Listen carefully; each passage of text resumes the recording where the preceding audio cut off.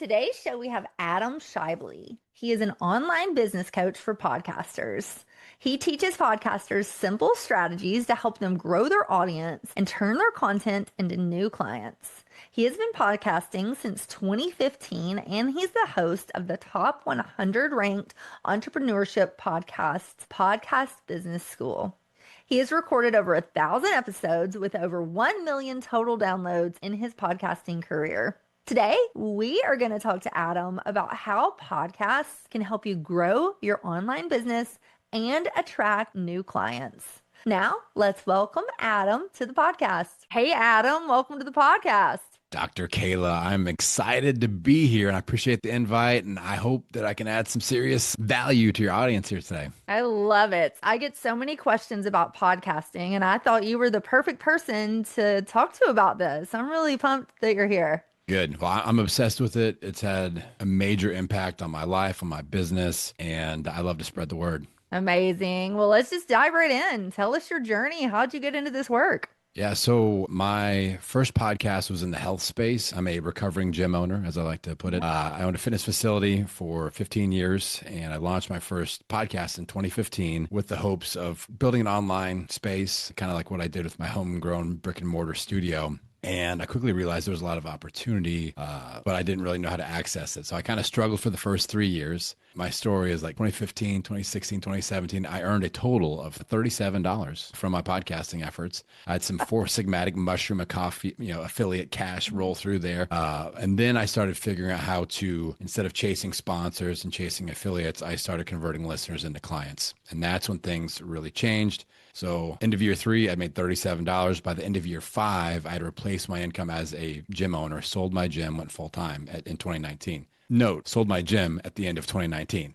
That was a key move right there. I started getting a lot of questions about how do you get clients from your podcast? How do you build a membership program from your podcast? So I created a show just to address that. The show is called Podcasting Business School, and I eventually sold my entire online fitness brand, and Podcasting Business School is the only thing I've been doing since about 2021. And my goal is to teach people how to grow their audience with a podcast and then turn those listeners into paying clients. I love it. It's amazing. And I feel like we're kindred spirits. I started as a personal trainer. I did that for 10 years until I went into the business of online coaching in 2018 before the big pandemic happened. And podcasting has been one of the ways that I've actually grown my business as well. Yeah. And so for our students listening to this and for people who want to be students, I think this is, they're going to get some great gems. So it's a really cool thing that you're here. Yeah. So talk to us about, I get this question a lot. When should I start a podcast? Talk to us about that piece. Yeah, well, let me even pick that apart because I know what people are thinking a lot of times, like, isn't it saturated? There's so many people with podcasts. And, it seems like all of our, friends and like relatives that are starting podcasts about random things like Pokemon cards and stuff. So is it saturated? So let's address that. That'll help us make that decision of should we start one in the first place? And I don't know how many blogs there are, YouTube channels there are, but there are just an infinitesimal amount more than podcasts. And, just looking at YouTube channels alone. So especially with an audio podcast, there have been about 6 million that have been launched, but only 10% can say these two things.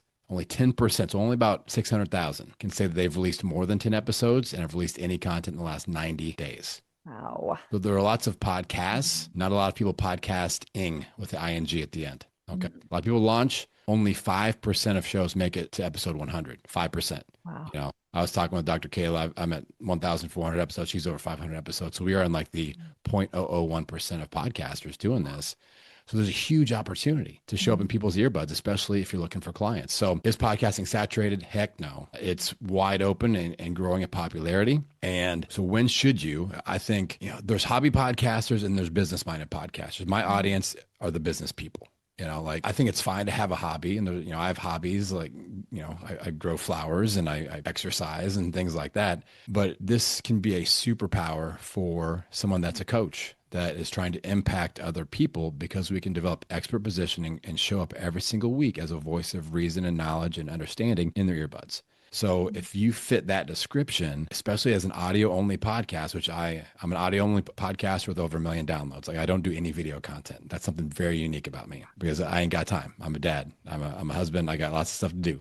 I'm coaching the teams, doing the workouts, cooking the meals. So I think that if people have thought about doing a show and you want to do it for business reasons, it is an excellent idea to start a show. And I completely agree. I think it grows that know, like, and trust, and you're in these people's ear, and you almost become a little celebrity in their world, which Oh, is yeah. really cool. You say that there's three things that people should think about before they start a podcast. So let's talk about that. What are the things that we should really focus on first? Right. You got to know who your ideal client avatar is. Mm, Because here's the problem. A lot of us get the idea. I mean, almost everybody that listens to podcasts thinks like, I think I could start a podcast. But we have to create the show that is going to attract the ideal client avatar. And we have to find the sweet spot between that and the show that we actually want to create. And that's where the magic happens. If you create a show that you think is cool, we're in trouble. Like, it has to start with the person we're trying to impact. So with this show, we're trying to level up fertility coaches and educate them and help them level up their game and help them help more people, you know, which is why that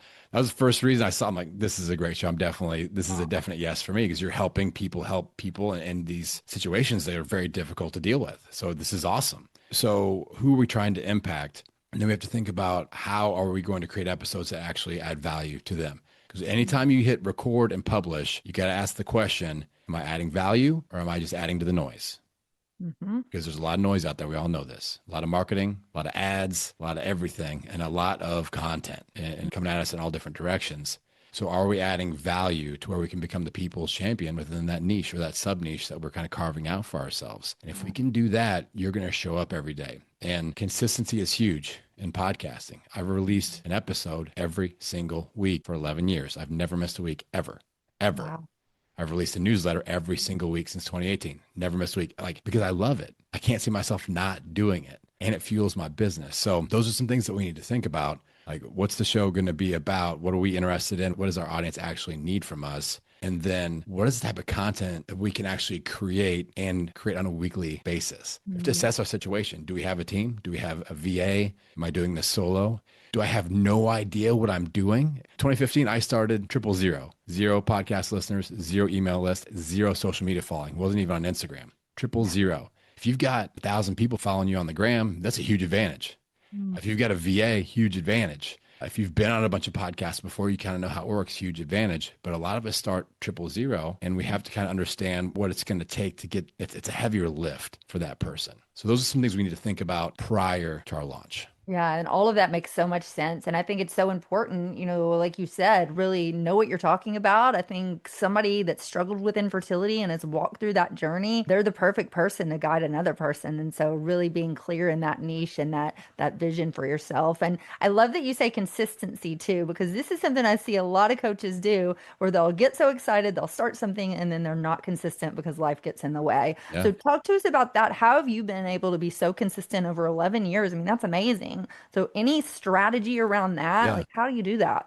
The biggest pro tip I can give people, like I said, I'm audio only by choice, but I think every podcaster should do their first 10 episodes audio only before you add any video, because video is such a heavier lift. And so when I say podcast, to me, the word podcast and the word YouTube channel are two different things. Yes. Okay. So podcast is audio, YouTube channel is the YouTube channel. It's video. If you guys hear me say the word podcast, I just want you to know that's what I'm talking about. But like adding YouTube, I have friends that have very successful YouTube channels, but they've got hundreds of thousands of followers, but they spend hours and hours, like 6 hours editing a 15-minute video. I'm like, I ain't got time for that. So, I record 2 to 4 episodes a week, and it all in takes me less than an hour. Yeah. And so I would recommend launching first 10 episodes audio only. You can always add video, and you can always record the video. Like right now, Dr. Kayla and I are talking on video. This is being recorded. It can be used as a YouTube video at any point in time, but just produce the audio only, because you got to get your reps in and figure out that cadence. Only 17% of podcasters make it past episode 10. That's why I want 10 audio only episodes. We got to get across that first hump, because by episode 7, you start going, oh my gosh, I don't even have any sponsors yet. Not one single underwear company has called me to sponsor my show yet, Dr. Kayla. I thought this is what's supposed to happen. This is what Gary Vee promised me. This is what Mel Robbins said would happen, and it's not happening. So it can be a little bit of a rug pull feeling, like, oh man, I thought this was gonna be a lot easier than it actually is. So let's make it as easy as possible. And if you're spending hours editing YouTube clips and doing IG reels and all this stuff, especially if you don't have any help, we got to make it as easy as possible. All right. So that's one pro tip with the content creation. The other thing that I always tell my clients, especially when we're doing a launch, is we need to block off and like electric fence off a specific spot in our calendar for content creation. So for years and years and years, that for me, that's been Tuesday mornings. And it's just grown. Like as I was part-time into full-time, now I can do whatever I want. But when I owned my gym, it was Tuesday afternoons. I had an hour block from 3 to 4. I shut down the gym. No clients were coming in there. I would sit in the middle of my studio, stick my mic there and record a couple of episodes or do an interview or whatever, then edit it and create some social media promo stuff and done. But when we launch, a real trick to this is when I do launch clients, we launch with 4 episodes live because I want a little bit of a sampler platter for people to dig into. But we actually have 6 episodes ready. So I want to start with a 2-week buffer. And we always try to keep the buffer because that's where they get to episode 7, no sponsors, a little bit disheartening, not as many downloads. I'm not famous yet. I thought that would happen by 7 episodes at least. But now you've got a 2-week content buffer because it's so easy. You get sick, you lose your voice, your kids are out of school, you go on a vacation. It's like working out. Spring break kills the momentum when people get out of their workout routine. Same thing happens with content. So make it easier, create a buffer from the start. And like every launch client I do, we always have a 2-week buffer, sometimes even a little bit more. I had a football coach that hired me to help them launch a show, Texas high school football coach, great guy. He's having an awesome show. But we had a 10-week content buffer because he's getting ready to go into like summer practice season and all this stuff. And I'm like, dude, you will not have time to do this. So increase the buffer during busy seasons of life. But weekly content is actually a superpower with audio because people will consume that and we can insert our content into their life routine. That's why I never want to miss a week because it's so hard to get that real estate. I don't want to give it to another podcast because if I'm a dedicated Dr. Kayla podcast listener and I listen to her show every Wednesday when I'm doing my lunch break and she takes a month off in between seasons, which I don't recommend either, like I'm going to listen to something else. And maybe I forget about Dr. Kayla's show and maybe I don't get back to it. So that's kind of the reasoning behind the weekly cadence as well. Yeah, I love all of that. And I love that you say that you block time in your schedule for this, because that's also what I recommend. It's so important because life gets busy and life gets in the way. But if you have a set schedule for this, then it's always going to get done. And I love that you do that, like, 6-show release or 10-show cadence. I think that's so important too, because you need that buffer. I mean, we're months and months ahead because we continuously block schedule, record our show, and then it just stacks up, which is good if we get sick or, need to take a season. Yeah. Our voice is our tool. Like, allergy season is happening. And, sometimes I lose my voice. I think there's too many podcasters with business level goals and expectations, but they put in hobby level effort where they fit it in wherever it fits in their life. And I'm like, this is why it's not going to work. Like, I did a lot of things wrong my first 3 years, but the one thing I did right was like, this is a business strategy. This is a part of my business and I will show up that way. This isn't a hobby. This isn't gardening for me. And you have to be able to differentiate between those two things. Yeah, completely. I totally agree. And that's what we tell our coaches too and our students about the whole thing of starting this business. This is a business. It's not a hobby. You're not in here doing laundry and stuff because you're at your house. This is an actual business and you need to treat it that way. And I love that you say strategy because podcasting, it is a strategy for your business. Yes. Yeah. Yeah. And you talked about mistakes. So I want to hear this. Tell us the mistakes that you've made. Well, maybe top 3 mistakes that you want to keep somebody else from making. Yeah. I mean, years and years and years of mistakes. It's Same. But that's the thing. Like, I don't want anybody that's thinking about launching a show to be scared away by the mistakes because all the mistakes I made became my greatest podcast episodes, because as of today, I've got 620 episodes of Podcasting Business School. And the bulk of that is from mistakes that I made. I figured out what I did wrong. I tried something different. I fixed it and I unpack what actually worked. That's great content. Those are offers. Those are things that we can sell. Those are what make us position as the people's champion on our own show. Bringing somebody along for the ride. You don't have to be the expert when you start. You're probably 2 or 3 steps ahead of the ideal listener, and you're going to take them along on your journey towards expert status. So I think that's a huge mistake is people think they have to be an expert. Like, oh, I have to know everything about everything. Especially, I recommend doing a lot of solo episodes and a lot of like what I call coaching episodes, live coaching on the show. And that can be a little bit like that imposter syndrome creeps up. So we can't let that happen. And we can get into that strategy a little bit later. The biggest mistake that I see that I made initially with my health show is the name. People create a cute, if you think your name is cute, if you think your name is funny, if you think your name is creative, it is a terrible podcast name. If it's the same name as your book, if it's the same name as your Instagram handle, if it's the same as your website URL, it's a bad podcast name 99% of the time.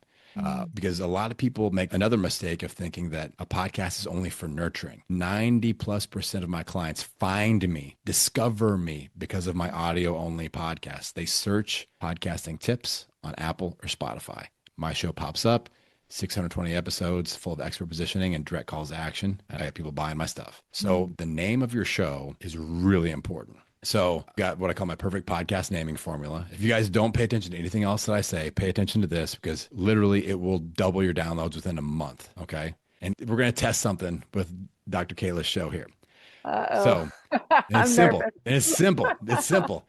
So my perfect podcast naming formula is when I read the name of the show, number one, I want to know what it's about. Number two, I want to know who it's for. Number three, I want to see 2 keywords. But the most important thing is I want the first word to be a keyword. Now, a mistake that like 99% of podcasters make is they put the word the at the beginning of the name of their show. And that's the most powerful keyword spot. You just put the word the in there. So Dr. Kayla's show has the word the as the first word. The second word is a huge keyword, fertility. So you can I could call my show the Podcasting Business School. I don't, but I could. Verbally, I can call it whatever I want. The listed name, first word is the most highly searched keyword in my niche, podcasting. So all I want Dr. Kayla to do is just erase the in her podcast host. So it starts with fertility. I bet you double your downloads just because of that single thing. I've seen people with hundreds of episodes that do this and they're blown away by just shifting over. So the first word is a keyword. This is the thing that unlocks people finding you easily on Spotify and Apple. It's just a huge, huge deal. Wow. And like getting real traction and seeing like, wow, I was doing, okay, example. When I speak at live events, I like to do things that people don't normally do. I pull people up on stage and I start coaching them. And like, when people are doing the PowerPoint and looking back at it and doing all this stuff, I'm like, all right, here's some things. Now, who wants to try this? I'll pull them up on stage. So I pulled this woman up on stage at PodFest a couple of years ago, and great event for podcasters. Shout out to PodFest, Orlando, Florida. And I pulled her up, and I don't even remember. It was a cute name. It was one of those cute, funny, it was like loving, life, and living, it was like, or something like that. A lot of randomness. Like, I don't know what this is about. And she did about a little bit over 500 downloads the previous 12 months total. 500 in total for the previous year in 12 months, about 40 downloads an episode or a month. So not doing great. So we changed her name and now it's called Mental Health for Christian Women. She did 108,000 downloads from that name change. So whatever X that is, huge difference. So just the name of your show unlocks discoverability, SEO on Apple and Spotify. I don't care about web SEO and podcast SEO is 2 totally different things. So, but just that little thing, and people fight me. I have people pay me thousands of dollars for one-on-one consulting and they fight me on this, especially if they got like a design team, like, but it's not on brand. I'm like, neither is 2 downloads an episode. Like, what are we doing this for? I always talk about that scene in Lord of the Rings where the wizard's like, you shall not pass. I'm like, we're doing that to all of our ideal listeners because we call it the Cutie McCutie Pants show and who cares? So that's like the biggest thing. If I could get everybody just to use my perfect podcast naming formula, I read it. I want to know what it's about. I want to know who it's for. I want to see 2 keywords. You will explode your downloads. And now we have more people actually podcasting. Amazing. And I'm going to do that as soon as we get off of here. I'm changing both names of my podcast. Get the out of there. Love it. Amazing. You mentioned something else too about doing solo episodes. And I do a lot of solo podcasting and I recommend my students do that as well. So talk to us about that strategy. Why do you say that? And why do you think it's so powerful? Yes. Oh, you're speaking my language now, my podcasting love language. So when people start podcasting, a lot of people think it's got to be video and it's got to be interviews because that's what Mel Robbins does. That's what Joe Rogan does. That's what Amy Porterfield, all of our podcasting heroes. But when we're trying to build expert positioning and get clients, we have to take a different strategy. If you primarily do interview-based episodes, your audience will not see you as the expert. They will see you as the person that interviews the experts. Big problem when it comes to converting listeners into clients. And I have people that I get the freak out DMs, Dr. Kayla, of like, I just had this person on my show and they're kind of in my niche. And I'm getting all these DMs of people asking them about buying their service and not mine. And people freak out when that happens. Like, oh my God, they see the thousands of dollars going out the window. So I'm not anti-interview, but I've got a 2/3 content rule, which states that 2/3 of my content and my clients' content must position them as the expert. So that's solo episodes, and that is what I call coaching episodes, where we invite a listener onto the show and we coach them as if they're paying us. Great for expert positioning. And 1/3 are interviews, like what we're doing here today. So we still get that networking connection and leveraging someone else's audience and all this stuff. Like interviews are great, but 1/3 of the content for me, I have about 4 or 5 episodes a year where I invite someone on my show. Like it's way less than 1/3. And I do an episode every single week. So out of the 52, it's probably about 10%. So it doesn't have to be those exact ratios. Now I know some of your people that already have podcasts that are listening, they're freaking out. I would just say throttle back to a 1-to-1. So every other week, do interview, solo. But the solo episodes, they're easier to record. You can batch record them. If you have a hard time staying, to that weekly cadence, a big mistake people make with solos is they're like, oh, my interviews are 45 minutes. Therefore, my solo episodes must also be 45 minutes because that's what our audience is used to. Like these are the things that we tell ourselves, and it's not true. My recording time rule is you say what needs to be said, and then you stop talking. That's an episode. I don't care if it's 7 minutes, 70 minutes, 7 hours, whatever. Deliver the value, and then you're done. So like if we're recording this and Dr. Kayla's like, okay, at 32 minutes, we're good, then we're good. Like that's the way it is. We deliver the value, then we're done. So with a solo episode, a lot of times they fall into like 10 to 20 minutes. Sometimes they're a little bit less. They're kind of like, a 7-minute thought, tip of the day sort of thing. But that really helps with that weekly cadence as well, because we can batch record those. I can sit down and record 4 of those, no problem. And so that keeps us ahead. It builds expert positioning. It's easier to sell from those episodes. It's like a TED Talk. If you want to get booked to speak on stages, you better be doing solo episodes, because people that are looking for speakers, like they're not looking for good interviewers, looking for speakers, And if you're applying for TED Talks, send a bunch of solo episodes in of your show on that topic. Like it's really going to help. And it does help with your public speaking and things like that as well. So those are some of the huge benefits, but mainly it's expert positioning. Because again, and people are sometimes, again, that imposter syndrome pops up. But when we are dropping these solo episodes, especially like the first couple, people always come back to me shocked, like, Adam, these are really well received. Yeah. People are emailing me and saying, it's great to hear from you. I'm very interested. Like I came to this show for you. And so your audience will respond when you give them more of you. I love it. I love it. And you also talked about calls to action. When we do a solo, I feel it is easier to weave in that call of action, but even on an interview. So you say you have some strategy around that. Talk to us about that. Yeah, it's another one of my weird little quirks that works really well. It's really different. And again, it's like fingernails on a chalkboard for a lot of content creators. And I fight with my clients about this, but I'm just like, just give it a shot. Just give it a shot. I have a single call to action rule per episode. 1. We get 1. Now here's the issue.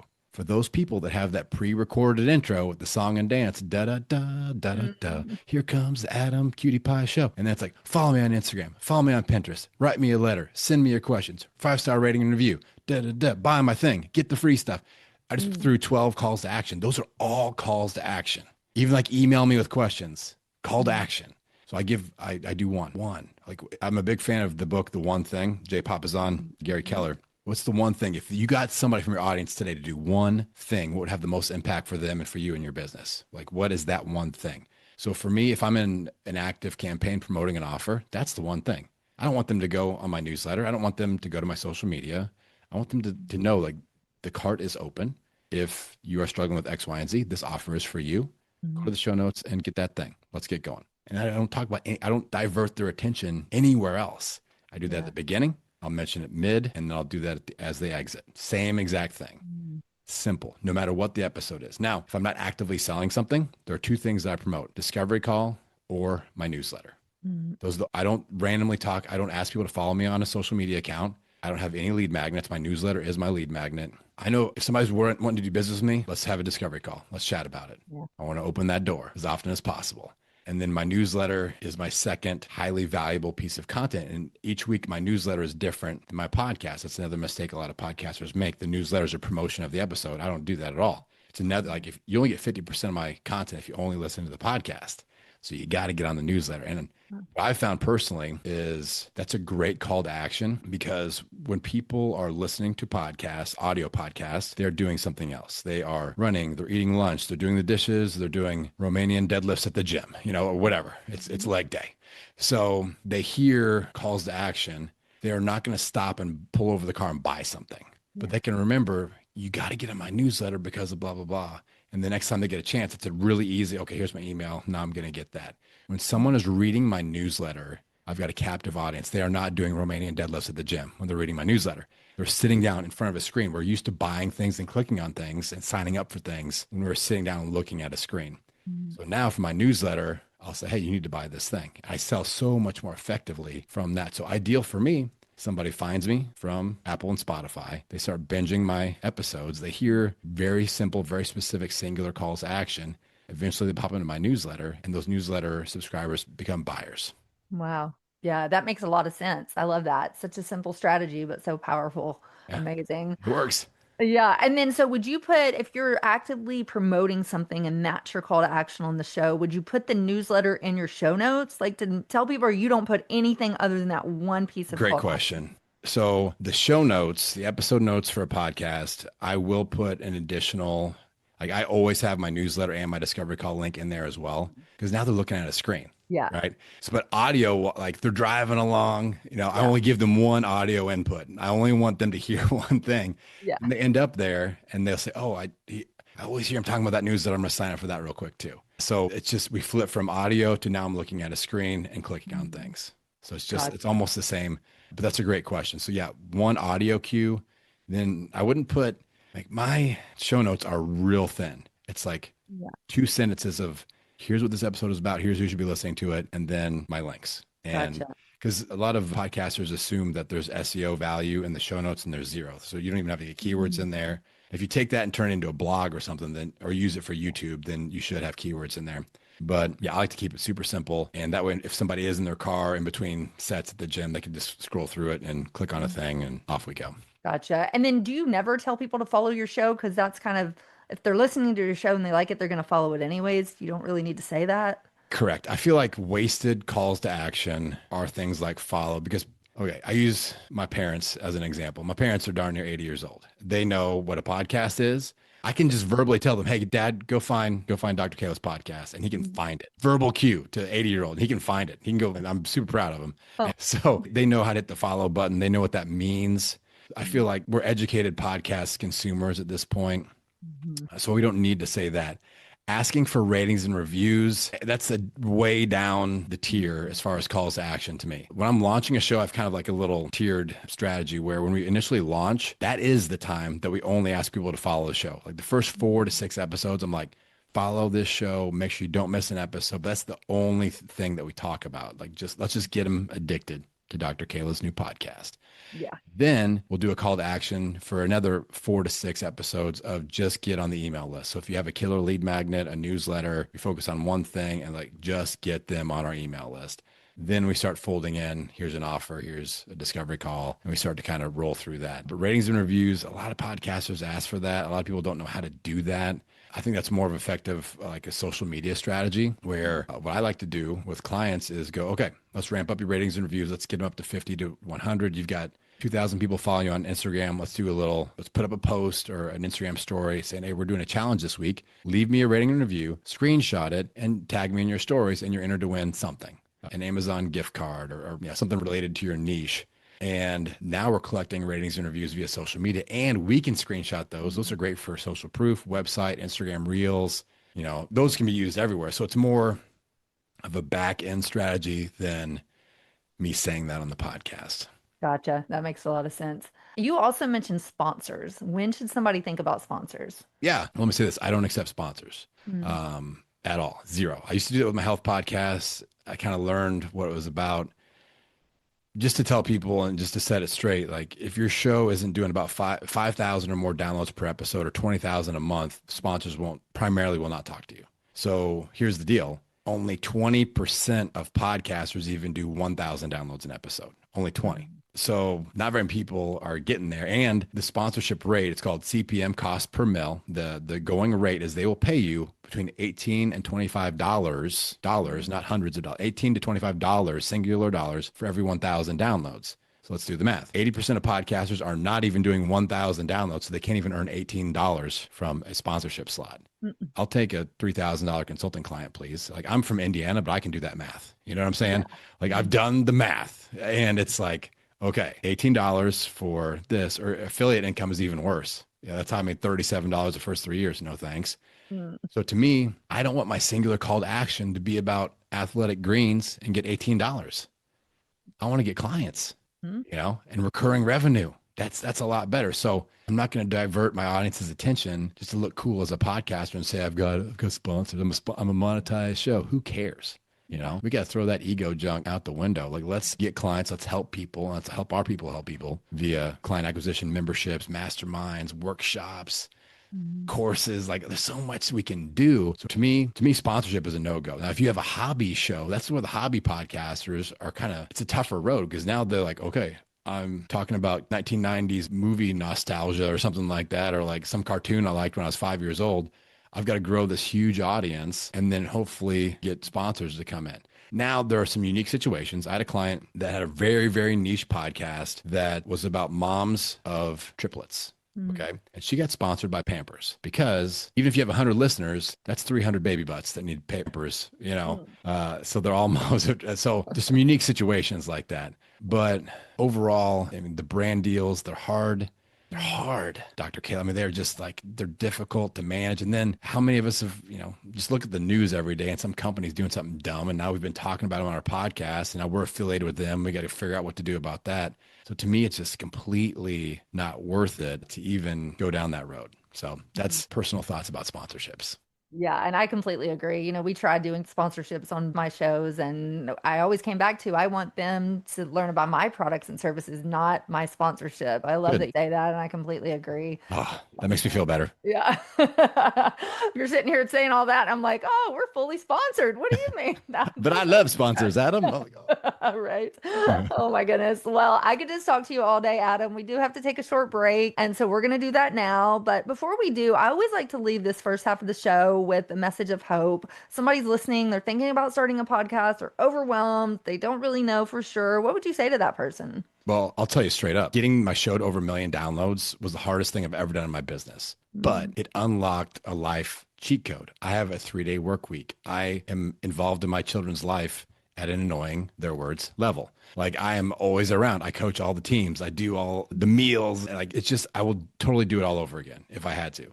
I've done some really hard things. Like, I've lost over 100 pounds. This was way harder than losing 100 pounds, but like, it's worth the reward on the other end. So this may be one of the hardest things that you ever do, but it can potentially unlock all these amazing things and lifestyle leverage. So that's why I would do it all over again if I had to.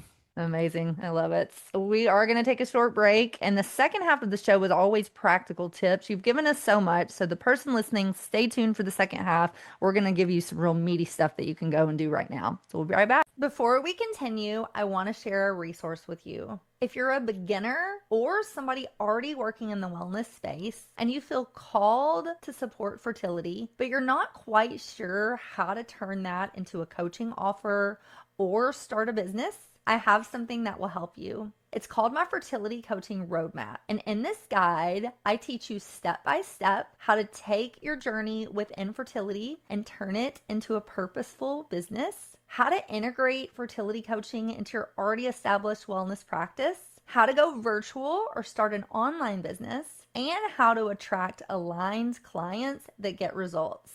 If you're ready for more clarity and more support, see the show notes and download a copy of this guide today. Now, let's get back to our episode. Hey, Adam, welcome back. I am back for the meaty stuff. Let's go. Yeah. So we always like to do this, have practical tips. You've given us a lot, but maybe 3 to 5 non-negotiables for somebody thinking about starting a podcast or somebody who wants to grow their show. What would you say? Okay, so the quick review things would be use my perfect podcast naming formula. That's an absolute must. The other thing is weekly content. Like, you got to find a way to get that weekly content. The third thing, expert positioning. Be the expert on your own show if you want to convert listeners into clients. If you got a hobby, who cares? But if it's a business, we got to do that.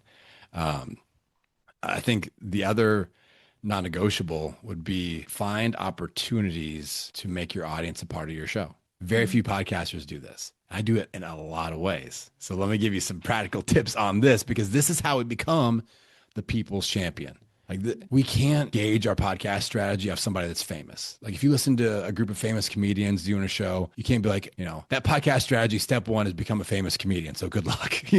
That's not going to work. Step one, become Kevin Hart. Okay, no problem. So Will Ferrell, got it. Check.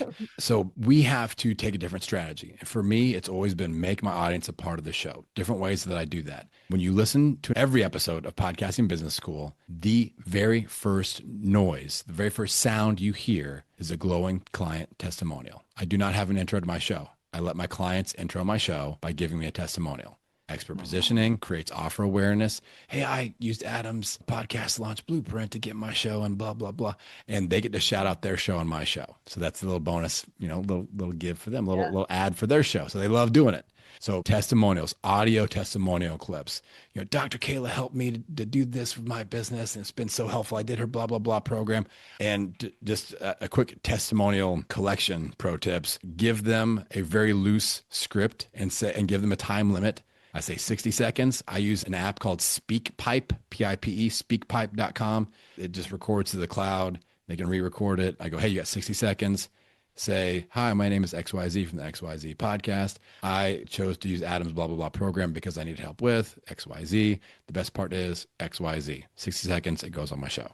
Okay, so I start off by making my client, not just my audience member, but my client a part of my show at the very beginning. At the end of an episode, another great strategy. I don't always do this, but I try to do it maybe one out of every 3 episodes. Instead of an outro, I do an audience member episode, a fan favorite episode recommendation. So I use the same SpeakPipe link. I send a thing out in my newsletter. Hey, looking to collect a few of these. Just record a 60-second or less shout out where you go, hi, this is XYZ from the XYZ podcast.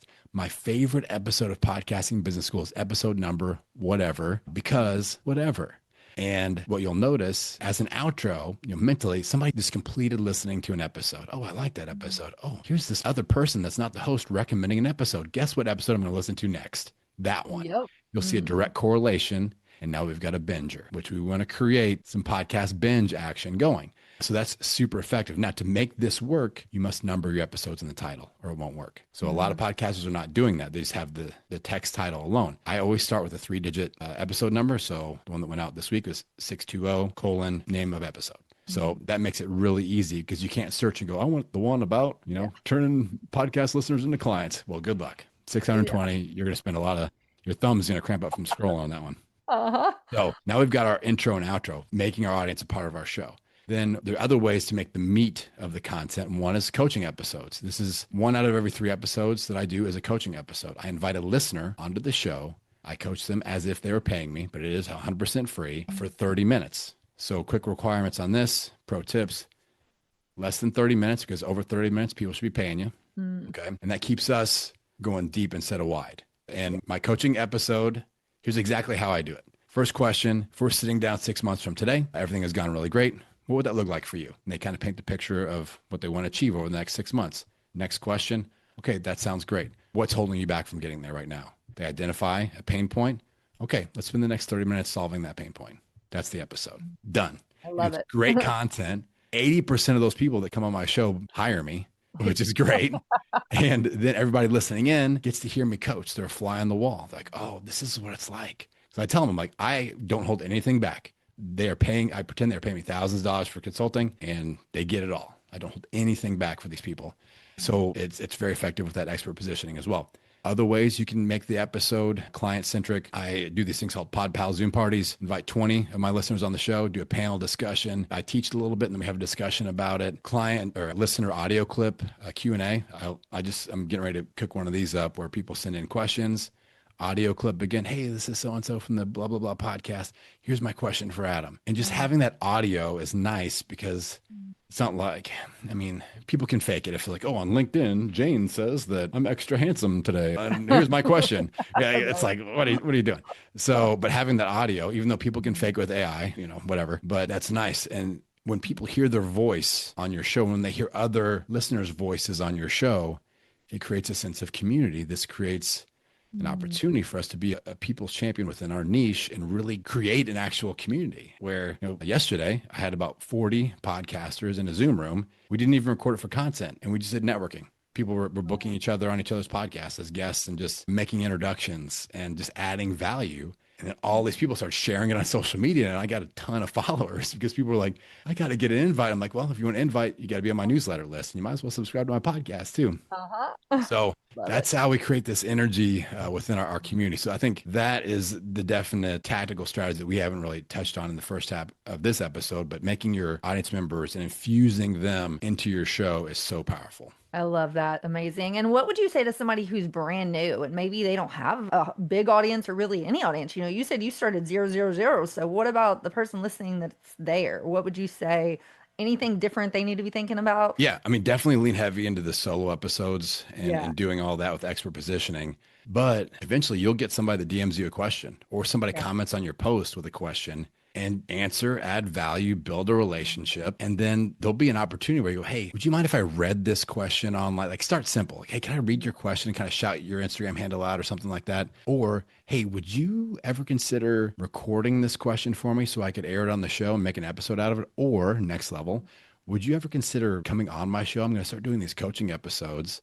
Would Yeah. you be interested in coming on the show and doing like some free coaching around this? I'd love to have you on. And that's how we start to open the door to these things a little bit. Now, in the fertility space, I used to do this in the weight loss space. It's a little bit different than the Mhm. podcasting business space. Mhm. Like you'll have fertility coaches that want to come on your show and learn from you and be coached by you because that's a huge value add. And it's not like there's no issues with that. If you have like a therapy niche, like you got to be careful about this too. Yeah. So, what we have to do is create a safe space for those people and maybe really start simple and go, hey, this is first name only. I'm not going to tag you. It's not going to be video isn't going to be used, things like that, or even using like clients as like a case study episode first and just air this content and let people know, oh, this is a cool thing. This is a safe space. And also I got a lot of clients that are in like the therapy space. I'm like, you can't make this the cry it out. Let's get into the deep stuff episode. Like, how can we just create a quick win and, just help them build momentum? So,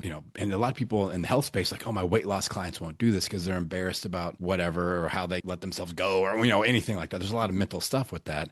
But I'm like, I had a weight loss podcast and I would invite people on. It was just first name only, but we just kept it like real light. It wasn't like, let's talk about your childhood issues and stuff like that. It was just like, okay, same format. I'm like, where do you want to get to in the next 6 months? What do you feel like holding back? And they would say something like, well, we're traveling and I'd lose it while we travel, or my spouse eats pizza every night and kind of isn't that supportive or whatever. And I'm like, okay, well, let's just talk about strategies to help you be more prepared for this sort of a situation.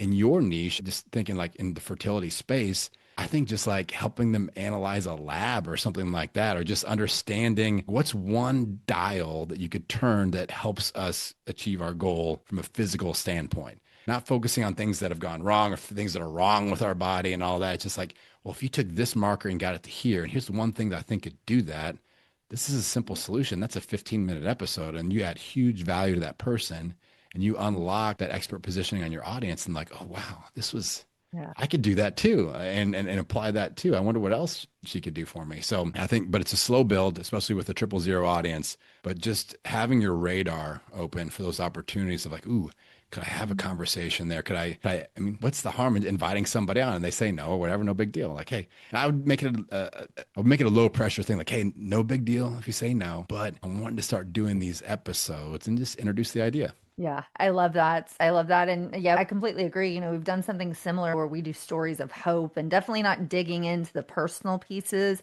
of somebody's fertility journey, but what have they learned? How have they grown? What have they changed in their Yeah. lives? that have gotten to them that positive result. So I love that you say that. And I think you should start small and, just pick one question, one audience member, and then you can grow it from there.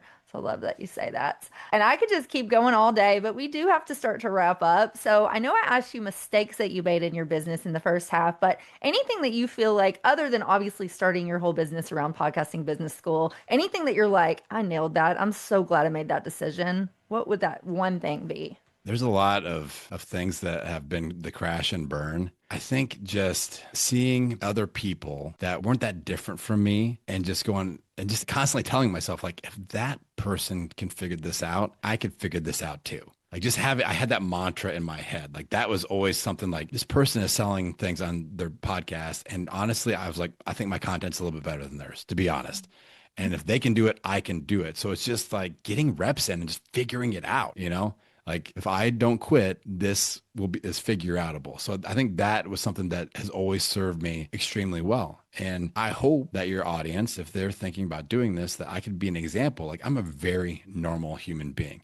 When I tell people, I'm like, don't listen to the first 100 episodes of Podcasting Business School because they kind of suck. Like they are not good. The last 500 or so, pretty good. But like you will see how normal I am. I'm trying all kinds of dumb calls to action and stupid stuff that didn't work. And it's embarrassing. I'm like, oh, please don't listen to episode 30 or whatever. Like it's start at the new ones and listen backwards if you want to binge, please. But like I'm a very normal person. I don't know how to build a website. I'm mediocre at social media. I just don't freaking quit. I don't quit because I knew what the goal was I wanted to achieve. My why was bigger than all the why nots. And I just kept going. So I think that's the one thing that's really served me well is just that, if somebody else that isn't that different from me could have success, so could I. I love that. I love that. And your why was bigger than all the why nots. That's a beautiful saying. I love that you say that. Well, speaking of getting to know you personally, as we wrap up the show, I love to do something called a lightning round where I just ask you a series of questions. I've gotten to know you a lot during this episode, but this is on a more personal level. So are you open to that? Lightning round, engage. Yes, All right. let's do it. So talk to us about one way you reset after a stressful day. Well, I work out and all that, but I am obsessed with red light and infrared therapy. Obsessed. Yeah. The gym I go to now has one of those booths that you get in like a phone booth and it's surrounding you. They got the oxygen in there and all that. Obsessed. So I like that. Like I'm like, I can just feel my inflammation and stress leaving. So, and I work from home, but I try to create a little buffer of like, I'm done working. Now it's dad time. Now it's husband time. So I like to just go do a little red light and then a little sauna, a little steam sauna afterwards, something like that. So that's how I reset. Love it. How about a piece of tech you have in your business that you can't live without? I'm probably one of the lowest tech people Ah, you've ever met, but like an app that I use consistently for my show is called Disc. It makes editing really easy. Like I can create an episode and then bulk remove every time I say the word and things like that. Or like this is a studio sound AI button, boom, hit that. So yeah, I love that. That's pretty simple. And even a non-techie person like me can figure it out. I love it. How about AI? Yes, no, still figuring it out. This is where I am very unique. And I describe myself as 2026 version of Amish. I've never used AI. I don't have chat. I've never, ever used ChatGPT. I don't know. I keep inviting this Claude guy into my show. He won't reply to me. I don't know. Like I've never used it. And to me, I'm a content creator and I'm not anti-AI. I'm anti people thinking they have to use it. And to me, I want to work my creativity muscles as hard as possible because that is how I earn a living. So all my content, all my social media, I make my brain work to figure it out. And could I optimize in some other ways? Sure. But I just haven't gone down that road yet. Gotcha. What's one word that describes your season of life? Bald. No, clean shaved head. I would say family centric, family focused. Like everything is run through the family filter right now. I've got a son that's a freshman in high school. My daughter is a fifth grader. And I'm obsessed with them. Like I'm obsessed with being at all their things. Like I am slowly mourning the day that my son graduates and goes to college. Like I get sad about it already. I'm like, oh, this is gonna suck. Like I've got one of those little frames that you can update with like a slideshow of pictures. And I sit there and I watch it like 5 times a day. Like I walk by and I'm like, oh, let's just watch this for a little bit. And I get like emotional about it. I'm like, what is wrong with me? I'm so like, this is so sad. But everything is family centric. Like I set up my schedule. I set up my 3-day work week around being around my kids and my wife as much as possible. And so that's really important to me. I love that. I love that. And that's one of the things I talk about on this show and why it's so amazing to be in a career that you can do that and you can work from home and you can center your life around your family. And there's nothing better than that. So I Yeah, love that you say that. And I do the same thing. I have a 10-year-old and a 12-year-old, and I'm already like counting. I'm like, we only have 7 summers left. And what are I we going to know. do? And like, It's like, yeah, I'm sure you've heard this, but like the most depressing thing I've ever heard in my life is like once your child graduates high school, you have spent 95% of the time you'll ever spend with him. I'm oh, like, are you kidding me? Like, no. I only get 5% after that. And like, it makes me sweat thinking about it. Me too. Oh my goodness. Our mission on this show is to help women solve infertility. One of the ways that I'm doing that is creating the next round of coaches that can focus in this space. I think it's so important to have a certification behind your name so you can not just know the educational piece, but also learn how to coach. So tell us your take on that. Why do you think it's so important for somebody to become a certified fertility coach if that's the direction and the niche they're looking Yeah. to do? Well, I use the same business model. Like I am a coach of coaches. I have my own certification. I call it my podcast growth coach certification. It just adds credibility. It's like borrow Dr. Kayla's credibility as you build up your own. And I tell my students the same thing. I'm like, I've got over 1 million downloads of my show. I've got, millions and millions of client downloads and all this stuff. You are just, getting started in the space, leverage my credibility and my name in this podcasting business school certification or Dr. Kayla certification. Like it's a huge leap forward. Like the fastest way to get somewhere in business is to find somebody that is successfully doing what you're doing and learn from them. And the fact that you are adding that stamp of approval is huge and people can leverage that. So I think it's a smart business model and it's really smart. It's a very smart move for somebody that's just getting started and kind of carving their own niche within the space. I love that you say that, and that's exactly it. I say, you're trying to do what I've already done, so let me show you how. So I love that Exactly. you say that. Amazing, Adam. Well, tell everybody, where can they find you and learn more about your work? Tell us about podcasting business school, all the things. Yeah. Yeah. Well, based off of our conversation today, I'd like to give your audience a single call to action. All right. If you've never listened to my show before, I would like you to start a very specific episode that I think will help you most based off of what we talked about today. Is episode number 608 of Podcasting Business School. I talk about the podcast SEO strategies that help me cross 1 million downloads. So I don't have a team. I don't have a VA. I'm doing this by myself and I'm doing it full time. And I'm over 1 million downloads. I'm a top 0.01% podcaster. So listen to episode 608. That's a great gateway into helping you figure this out. And, I'm podcasting business school. I'm only on one social media platform, which is Threads, which is another unique thing. But you can find me on Instagram too at Podcasting Business School. I do a lot of stories, and then my website is podcastingbusiness.school, and just come and say hello. And if I could add one extra little micro call to action, if you guys are enjoying the show, please, I'll do the call to action for you. Go leave a 5-star rating and review and just do a little something on there and maybe mention this was your favorite episode because that would feed my ego as well. That'd make me feel real good. That episode with that loud, big voiced fella was a really good one, something like that. And that's like a tip in the tip jar for podcasters. So if you guys go and do that, that'd be cool. I love it. It's amazing. Well, thank you so much for being here. I could talk to you all day. I really could, but thank you, thank you, thank you. Any final thoughts? What do you want to leave us with? No, I appreciate you having me on. I know it's a big deal when somebody shares their platform, and I just appreciate the opportunity.